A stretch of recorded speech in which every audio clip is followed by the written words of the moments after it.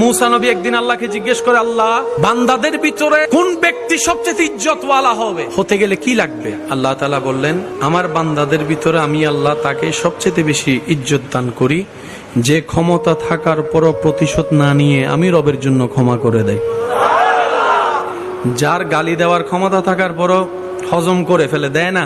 মারার ক্ষমতা থাকার পরও মারে না, যা বাদ দিলাম, আমার কাছে তোর অপরাধ একটা, আমি একটার জন্য যে রাগ দেখাচ্ছি, আমার হাজার অপরাধ তো আমার আল্লাহর কাছে জমা আছে, জানা আছে।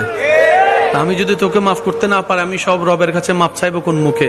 যা, আমি তোকে মাফ করে দিলাম, ভাই হিসেবে না, আমার রবের বান্দা হিসেবে মাফ করে দিলাম। রব বলে যে মাফ করা তো আমার শান, তুই কেন মাফ করলি?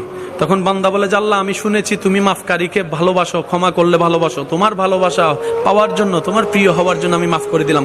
রব বলে, যা, তুই তারে মাফ করেছিস, আমি তোরে মাফ করলাম। মাফ করা মানে মাফ পাওয়া, মেহমানদারি করা মানে নিজের রিজিকে বরকত আনা, অন্যের মুখে হাসি ফুটানো মানে নিজের জীবনে শান্তি আনা, অন্যকে রাস্তা করে দেওয়া মানে নিজের জীবনের জন্য রাস্তা 12টা খুলে যাওয়া। সেজন্য রবের জন্য যা করে, মান জাআ বিল হাসানাতি ফালাহু আশরু আমসালিহা, সর্বনিম্ন 10 গুণ বেশি পাওয়া হয়। আর রব্বুল আলামিন কখনো ওয়াদা ভঙ্গ করে। আল্লাহ আমাদেরকে পাওয়ার মতো যোগ্যতা অর্জন করার তৌফিক দান করুন।